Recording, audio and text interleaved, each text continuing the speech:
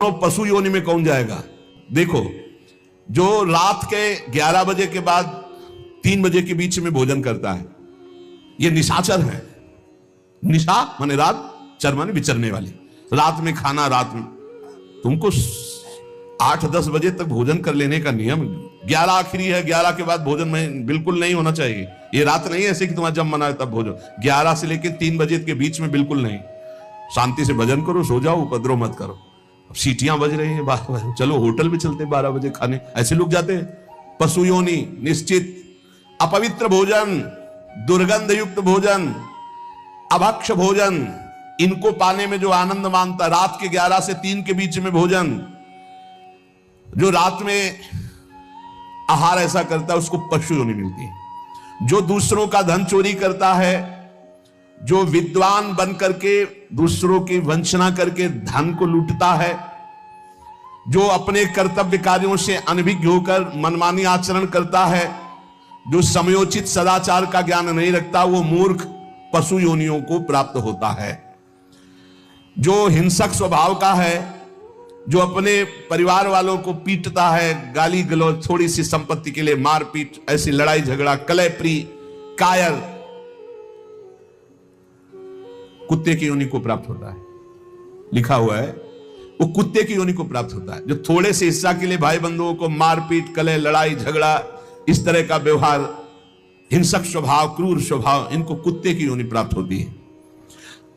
जो चंचल स्वभाव, देखो कुछ ना कुछ करते जा, बैठे तो पैर हिला रहे, वो मतलब शांत नहीं रह सकते, उनके शरीर में वाइब्रेट होता रहता है। वाइब्रेट जैसे मोबाइल नहीं झनझनाता रहे, वो झनझनाते रहे। सुन ले भाई क्या बनोगे। और जो दूसरे के भोजन के लिए लालायित रहता है, कहां से निमंत्रण आ जाए, कैसे हो जाए, क्या व्यवस्था बन जाए, सुनो।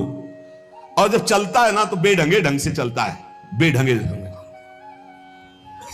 और दूसरों की वस्तु देकर लुभायमान होकर छीनने का स्वभाव करता है, उसका अगला जन्म बंदर का मिलेगा। जो वाणी से सदैव कटु बोलता है, कुटुंबियों से द्वेष करता है, लोगों की चुगली खाता है, उसे अगला जन्म सर्प योनि का मिलेगा। कुटुंबियों से द्वेष करता है, दूसरे की चुगली खाता है, उद्वेगजनक वचन, उद्वेग माने भारी क्लेश पहुंचाने वचन, दूसरे की निंदा करना, चुगली करना, तो विषधारी सर्प बनता है।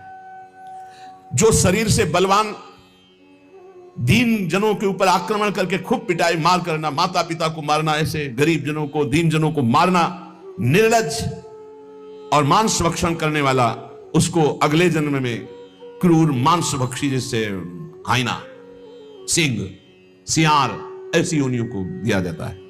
क्रूर हिंसक पशु सिंह जैसे है, जैसे लकड़बग्घा, हाइना लकड़बग्घा है, भेड़िया है, ऐसे जो मांस भक्षण करने वाले हैं, जिनकी आवाज दूसरों को सदैव दुख ही देती है। बोलने का मतलब है दुख ही देना। जो दूसरे को, अब जैसे जा रहे हैं, जंजीर खींचा, वैसे ऐसे वो गिर गए, उनके अंग भंग हो रहे, वो समझ रहे 30-40 हजार की सोने की चैन खींच ली तो हम ब्रह्मा बन जाएंगे। देखो उनको क्या बनना पड़ेगा। जो दूसरों को भय प्रदान करते हैं, दूसरों की संपत्ति छीन लेते हैं, ऐसे लोग अजगर योनि को प्राप्त होते। भूखे मरो जब कभी अवसर मिल जाए तब। ऐसे ये जो दूरदृष्टि न रख के वर्तमान दृष्टि रख करके केवल भोग के लिए दूसरे के दुख का कारण बनते हैं, केवल उनके चिंतन यही चलता रहे, कहां से क्या खा लूं, कहां से क्या उठा लूं, कहां से क्या, बोले हाथी की योनि को प्राप्त होते हैं, वो पशु हाथी योनि को। इस तरह से 83,99,999 योनियां हैं। जो भजन नहीं करते, भगवत विमुख हैं, उनको सब क्रमशः ये प्राप्त होती है। उपासक को चाहिए कि कम से कम इतना तो कर ले कि अगला जन्म मनुष्य का हो जाए, फिर भजन करे अगर कोई कमी रह गई हुई। अगर आप नाम जप करेंगे और एक बात ध्यान रखेंगे कि दूसरों को दुख ना पहुंचने पावे, तो पक्की बात है भगवान की कृपा से अगर भगवत प्राप्ति नहीं हुई तो दूसरा जन्म होगा मनुष्य का, और बहुत महान भक्तों के बीच में जन्म होगा। जन्म से ही भजन प्रारंभ हो जाएगा, और आप यौवन अवस्था प्राप्त होते होते भगवत प्राप्त हो जाएंगे, काम हो जाएगा आपका। भजन एक ऐसी वस्तु है जो आपको बचा सकती है। अब इसमें कह रहे हैं कि जैसे आप भजन मार्ग में लगे हुए हो और आपको कोई गाली दे रहा है, आपने पलट के गाली दे दी तो आपका भजन छीन हो जाएगा। इसलिए भजन को बचाने के लिए कह रहे, अकार पण्य मपारुष्यम संतोषा श्रद्धानता। ये ब्रह्म ऋषियों की बातें हैं, बहुत काम की बातें हैं। अनुसूया गुरु पूजा दया भूतेषु पैशुनम सद्भिरेश दमः प्रोक्तो ऋषि शांत बुद्धि भी। अकार पण्य माने उदारता। भजन किससे बचेगा? उदार बुद्धि। स्वभाव कह रहे हैं कोमल, कोमल स्वभाव से भजन बचेगा। संतोष वृत्ति से भजन बचेगा। गुरु इष्ट पर श्रद्धा वृत्ति से भजन बचेगा। दोष दृष्टि किसी पर ना हो, इसका अभाव हो तो भजन बचेगा। गुरु शुश्रूषा सेवा से भजन बढ़ेगा। प्राणियों पर दया तो भजन बढ़ेगा। किसी की भी चुगली ना करना, संत और ऋषि मुनियों का संग करना, इससे भजन बढ़ता है, पचता है। भजन किससे नष्ट होता है? तो कह रहे हैं जब अवमाने न कुप्पेत सम्माने न प्रहस्यति सम दुखो सुखो धीरा प्रशांति इति कीर्त्यते। जब तुम्हारा अपमान हो और तुम उसका बदले में अपमान कर दो तो तुम्हारा भजन छीन हो जाएगा। और यदि अवमाने न कुप्पेत, अगर तुम्हारा अपमान हो रहा तुमने क्रोध नहीं किया, तुम्हारा सम्मान हुआ तुमने सम्मान स्वीकार नहीं किया, बचना भाई, इससे बचना, ये अगला जन्म नहीं होने देंगे। अगर ऐसा उदारता, कोमल स्वभाव, संतोष, श्रद्धा, दोष दृष्टि का अभाव, गुरु सेवा, प्राणियों पर दया, चुगली ना करना, निश्चित निश्चित अगला जन्म नहीं होगा। आप अपने भजन को बचाएं। जब कोई आपका अपमान कर रहा हो तो आप उसके बदले में उसका अपमान ना करें। यदि आपको क्रोध आ गया अपमान करने पर तो आपका भजन का फल क्षीण हो जाएगा। यदि सम्मान हुआ, आप आनंदित हो गए कि हमारा बड़ा सम्मान हो, तो आपका भजन क्षीण हो जाएगा। इसीलिए श्रीपाद भी कह रहे हैं, सम्मानम कलयाति घोर गर्लम नीचापमानम सुधा, श्री राधा मुरली धरो बच सके वृंदावन मात्यज। जब कोई सम्मान करे तो उसे भारी विष के समान समझो। सम्मानम कलयाति घोर गर्लम, जैसे बढ़िया खीर मिल रही हो, कान में कोई आके कह दे विष पड़ा है तो आप नहीं खाओगे, ऐसे ये सम्मान प्रणाम नमस्कार वाहवाही ये तुम्हारे भजन के नाश करने के लिए है, ये विष है, इसे मत पीना, स्वीकार मत करो। विश्व नमन करे करने दो, तुम स्वीकार मत करो, तुम हर्षित मत हो। और जब अपमान हो तो उसका अपमान करने वाले का कभी अपमान न करना। धीर पुरुष, प्रशांत पुरुष अपने भजन को ऐसे बचा ले जाता है। जैसे कोई अपमान कर रहा है, बहुत बड़ा अमृत है, सच्ची मानिए। जिसका अपमान हो रहा है वो साधु पुरुष जब अपमान सह जाता है तो उसका भजन बढ़ता है, वो सुख से भगवान में शयन करता है। और जब अपमान हुआ और अपमान दूसरे का कर देता है तो उसका भजन क्षीण हो जाता है, वो अशांत होकर के फिर जगत में शयन करता है। अपमान करने वाला जब कोई सामने से अपमान सह जाता है तो उसका सहन करना उसके नाश का कारण बन जाता है। अपमान करने वाले का निश्चित नाश हो जाता है जब उस सामने वाला बोले ना, केवल चुप रहे। यह बड़ी बात है, पर बहुत कठिन है। उस समय जब कोई अपमान कर रहा है, निंदा कर रहा है, आप शांत हैं, इसका मतलब आपके ऊपर गुरु कृपा है और आप अपने भजन को पहचानते हैं, भजन बचाना चाहते हैं। अपमानित होने पर चाहिए कि अपमान करने वाले की ना बुराई सुने ना बुराई करे। जैसे कोई आकर बहुत नीच आदमी आपको गाली दे रहा था, कान में अंगुली डालो, नहीं भाई वो नीच नहीं, भगवान उसके अंदर बैठकर मेरी परीक्षा ले रहे थे, मुझे पुष्ट कर रहे थे, वो नीच कैसे हो सकता है? अपने भजन पर दृष्टि रखे, ना उसकी निंदा करे, ना उसकी निंदा सुने, ना उसका बुरा चाहे। यद्यपि इसमें लिखा हुआ है कि जो अपमान करने वाला है उसका सर्वनाश हो जाता है। ऐसे महापुरुष का अपमान जब करे कि वो बोले ना केवल, तो वो अपमानित करने वाला पुरुष स्वयं नाश को प्राप्त हो जाता है। ये बड़ी बात है। कह रहे तिष्ठेद औमंता विनश्यति। अगर वो अपमान जिसका कर रहा है वो महात्मा भजन करने वाला शांत है, कुछ नहीं बोल रहा है, वो तो सुख से शयन करेगा परमात्मा में और उसका भजन सुरक्षित बच गया और जो भी कलमश हुआ होगा वो भस्म हो गया। लेकिन अपमान करने वाला बोले विनश्यति, उसका नाश पक्का हो जाएगा। अपमानित होने पर साधक को चाहिए कि कभी अपमान करने वाले की ना बुराई सुने और ना बुराई करे, उसका भजन बच जाएगा, भगवान की कृपा हो जाएगी। अमृतस्यैव तृप्येत अपमानस्य योगवित् विषवच्च जुगुप्सेत सम्मानस्य सदा द्विजः। साधक को चाहिए कि अपमान को अमृत के समान पान कर ले, नीचापमानम सुधा। देखो साधक, अपमान को अमृत के समान, जब कोई अपमान कर रहा हो तो ऐसे खुश होना चाहिए काम बन गया। भगवत प्राप्ति में जो बाधक भाव है, इसके अपमान करने से भस्म हो जाएंगे, भगवान हम पर प्रसन्न होंगे। मौन, कभी उसकी तरफ रुद्र दृष्टि से भी ना देखो, अपमान करने, ये भागवतिक लक्षण है। अमृतस्येव तृप्येत अपमानस्य योगविति, अमृत है अपमान। पर देखो ध्यान दीजिए, यदि आपकी कोई निंदा कर रहा है और सही में कर रहा है निंदा, तो तुम्हें सुधार करना चाहिए। वो तुम्हारे लिए अमृत नहीं है, वो विष है, सुधार करो। और अगर वास्तविक हमारी कोई गलती नहीं, हमारा अपमान, हमारी निंदा हो रही, तो नाचना चाहिए कि बहुत बड़ा विघ्न नष्ट हो गया और भजन में हमारी उन्नति अब पक्की होगी, पक्की उन्नति होगी, लौकिक और पारलौकिक। विषवच्च जुगुप्सेत सम्मानस्य सदा दीजिए। साधक को चाहिए कि सम्मान से ऐसे बचे जैसे विष भरे भोजन से बचा जाता है। सम्मान स्वीकार न करें, प्रणाम नमस्कार ऐसे। श्री हरिवंश कोई कह रहा है, अब अगर पंचांग प्रणाम कर रहा है तो आप भी नमन कीजिए और निकल जाइए, व्यवहार मत बनाइए, दोबारा वो ना प्रणाम करे, ऐसी भावना रखिए। अगर ज्यादा आप उससे प्यार करेंगे कि ये प्रणाम कर रहा है, तो सम्मान स्वीकार कर रहे हैं। सम्मान देने वाले से ज्यादा प्यार नहीं किया जाता। जल्दी, सम्मान विष है और अपमान करने वाले को प्यार दृष्टि से देखा जाती है। आप बड़े हितैषी हो, हमारा भजन बढ़ेगा, भगवान की प्राप्ति होगी। पर ऐसी अपनी तरफ से चेष्टा ना करे कि कोई अपमान करे। अपमान से सदैव तप की वृद्धि होती है। अपमानात तपो वृद्धि, सम्मानाच तपः क्षया। सम्मान स्वीकार करने पर तपस्या भजन क्षय हो जाता है, और अपमान होने पर तपो वृद्धि, उसकी तपस्या की वृद्धि होती है।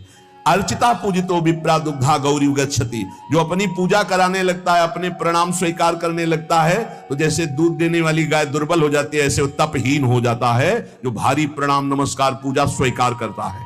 स्वीकृति नहीं होनी चाहिए। पुनराप्याप्यते धेनु सतृणैः सलिलैर्यथा एवं जपैश्य होमैश्य पुनराप्याप्यते द्विजा। साधक को चाहिए कि यदि प्रणाम नमस्कार बहुत करवा चुका है, वैसा लगा कि मेरा तप क्षीण हो गया, तो बंद कर दो प्रणाम नमस्कार और एकांत में बैठकर, जैसे गाय को फिर अच्छा अच्छा चारा पवाया जाए तो पुष्ट हो जाती है, ऐसे अपने साधन भजन करे, प्रणाम नमस्कार से दूर हो जाए। महापुरुषों में भी ऐसी लीलाएं की जिससे प्रणाम नमस्कार बंद हो जाए। ये सबको भगवत स्वरूप मान के तुम प्रणाम करो, तभी बात बनेगी। कह रहे हैं कि अगर प्रणाम नमस्कार स्वीकार कर लिया जाए तो सम्मानाच्च तपक्षया, उसका तप क्षय हो जाता है। गंगा जी की ही एक ऐसी अमोघ महिमा है कि जिनके दर्शन मात्र से पाप नष्ट हो जाते हैं। गंगा जी मतलब श्रीधाम वृंदावन से इस समय जैसी आसक्ति प्रगट की वृंदावन ने, ऐसी गंगा जी से आसक्ति। गंगा जी छोड़कर कहीं नहीं जाना, किनारे ही जो तीर्थ मिले मिले, कहीं नहीं जाना, नगर में भी ऊपर नहीं चढ़ना, वही जो आहार मिले गंगा का। क्यों, कैसे बताएं, क्या परमानंद स्वरूप गंगा जी हैं, जिनके दर्शन मात्र से सारा पाप नष्ट हो जाता है गंगा जी से। और आपको बताएं, अधिकतर बड़े महापुरुषों का दर्शन गंगा किनारे, जो प्रगट में थे और जो अप्रकट थे। नानक देव जी का पहला साक्षात्कार गंगा के किनारे हुआ। वृंदावन पावन पुलिन, ये सब गंगा की रेती पे। वृंदावन पावन पुलिन प्रियालाल, ये गंगा की रेती, सेनपुर। साक्षात गंगा से प्रकट होते हुए सिद्ध मां, बड़े चमत्कार गंगा मैया के, बड़े चमत्कार, अद्भुत। मतलब वाणी लड़खड़ाती है उनकी महिमा को, कहते हैं कि वो महिमा तो इस जीवन में देखिए ना, इसलिए बड़ी दिव्यता गंगा जी में। गंगा जी के नाम का स्मरण मात्र करने से पाप थर्रा जाते हैं। जो गंगा जी की डुबकी लगाता है वो महापापी भी पावन हो जाता है। विश्वास हो जाए, विश्वास हो जाए। गंगा जी में स्नान करके, आचमन करके, गंगा में ही जब पितरों का तर्पण किया जाता है तो पितरों को बहुत तृप्ति होती है और पितर मुक्त होने लगते हैं। जैसे अग्नि के संसर्ग से रुई भस्म हो जाती है, ऐसे ही गंगा जी के स्पर्श से शारीरिक, मानसिक, वाचिक तीनों प्रकार के पाप भस्म हो जाते हैं। गंगा गंगेति यो ब्रूयाद योजना नाम सतैरपि। जो 100 योजन दूर, 400 कोस दूर से गंगा गंगा गंगा बोले, मुच्यते सर्व पापेभ्यो विष्णुरूपम स गच्छति। वो शरीर निष्पाप हो जाएगा, वो वाणी निष्पाप हो जाएगी, उसका मन निष्पाप हो जाएगा और वो भगवत धाम का अधिकारी हो जाएगा। जो 400 कोस दूर से भी गंगा गंगा गंगा, सब गोरा ही गोरा है। गंगा जी गोरी, महादेव जी गोरे, तो फिर उन्होंने उठा के फेंक दिया ऐसे गोरे प्रेम रसासों में। कभी सोचा नहीं था कि कभी वृंदावन, कभी सोच में ही नहीं था वृंदावन। बड़ी अनन्य बात है, इतनी निर्भयता थी अब गंगा किनारे तो गांव में लोग ऐसे ही लाश प्रवाहित करते हैं ना, कुत्ते वहां के बहुत प्रवीण होते, बीच धारा से घसीट के लाश लाके ऐसे, और वहीं किनारे हम भी पड़े हुए हैं, वहीं वो चीथ रहे, कोई फर्क नहीं पड़ता, एकदम निर्भयता, भगवान शिव की अनन्यता। गंगा जी को जब देखते हैं तो एक तो धारा में प्रवाहित होती है, भगवान शिव के जटा में भारी तन्मयता, गंगा जी की विशुद्ध कृपा, अपार शक्ति। कह रहे सैकड़ों योजन दूर से अगर गंगा गंगा गंगा ऐसा पुकार दे तो उसका शरीर पवित्र हो जाएगा, उसका मन पवित्र हो जाएगा, उसकी वाणी पवित्र। कल नरकों का वर्णन हुआ था, आज नरकों से उद्धार का वर्णन हो रहा है भाई। गंगा जल का आचमन करने वाला, गंगा जल का स्नान करने वाला, गंगा की धारा का दर्शन करने वाला और 400 कोस दूर से गंगा गंगा गंगा ऐसा उच्चारण करने वाला नरक नहीं जाएगा।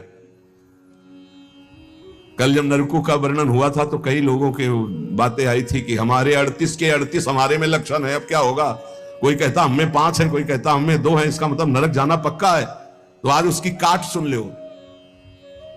नाम संकीर्तनम यस्य सर्व पाप प्रणाशनम, करना मत अवलो नसानी अपना न सही हो। पहले नियम लो कि आज के बाद नहीं करेंगे। नाम कर संकीर्तन करो, प्रभु का चरणामृत पियो, कभी अवसर मिले तो गंगा जी के समीप जाके साष्टांग दंडवत करके डुबकी लगाओ, आनंद पूर्वक खड़े होकर कुछ देर नाम जप करो, नरक वरक नहीं मिलेगा, सब बढ़िया मंगल हो जाएगा, पर करना ही पड़ेगा। कह रहे जो गंगा जी में स्नान के लिए कभी नहीं गए, ना गंगा जी का नाम लिया, ना गंगा जी पे श्रद्धा करते हैं, ऐसे लोगों की जीवन में जो आचरण बनते हैं वो बड़े निरर्थक होते हैं और ऐसे लोगों की ही दुर्गति होती है। पर गंगा जी का एक बार का स्नान निष्पाप कर सकता है, पूर्ण विश्वास होना चाहिए।